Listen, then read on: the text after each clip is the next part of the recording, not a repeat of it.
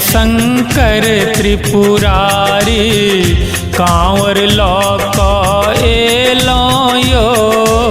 हे भोले शंकर त्रिपुरारी कांवर लौक एलो यो। प्यासल अखिया दर्शन खातिर मन में आस लगे लो यो। हे भोले शंकर त्रिपुरारी कांवर लौक एलो यो। प्यासल अखिया दर्शन खातिर मन में आस लगे लो यो। हे भोले शंकर त्रिपुरारी।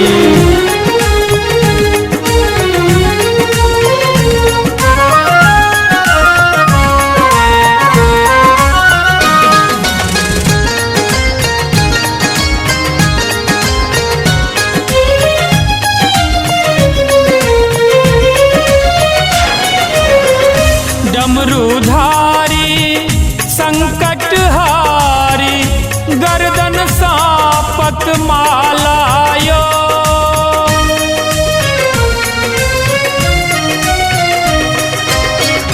डमरूधारी संकटहारी गर्दन सांप के मालायो।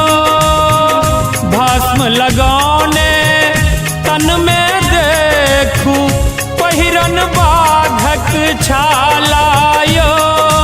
भूत प्रेत संग नाच करै छै औघर नीलकंठ वालायो। हे भूतेश्वर अहि नागेश्वर अवधूत रूप बनेलो यो। प्यासल अखिया दर्शन खातिर मन में आस लगे लो यो। हे भोले शंकर त्रिपुरारी।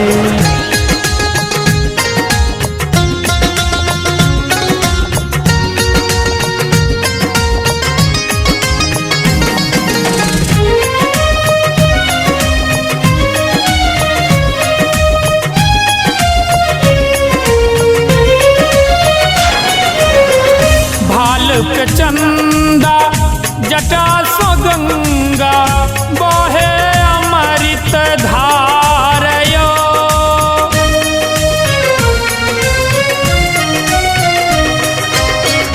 भालक चंदा जटा सो गंगा बहे अमृत धारयो। कर में त्रिशूल हिलका शोभन बसहा बरद सवारयो। पार्वती पति हर हर शंभु त्रिभुवन पति करतारयो। हे रामेश्वर सुनियो हमर अरज सुनावे लो यो। प्यासल अखिया दर्शन खातिर मन में आस लगे लो यो। हे भोले शंकर त्रिपुरारी।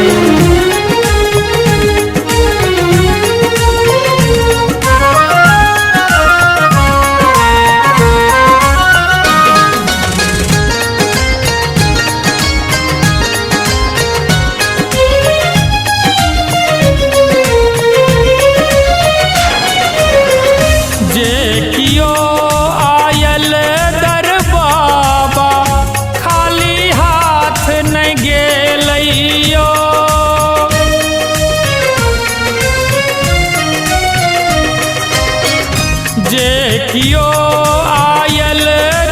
बाबा खाली हाथ नहीं गेलैयो। जकरा जे छल मन में आशा ओकरा ओ फल देलो यो। माधव बेर में औढर दानी कत जाय नुकेलो दुख अविनाशी दुखरा सुनाबे लो यो।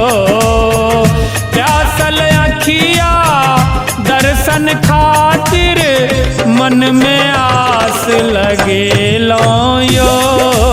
हे भोले शंकर त्रिपुरारी कांवर लौका एलो यो। प्यासल अखिया दर्शन खातिर मन में आस लगे लो यो। हे भोले शंकर त्रिपुरारी।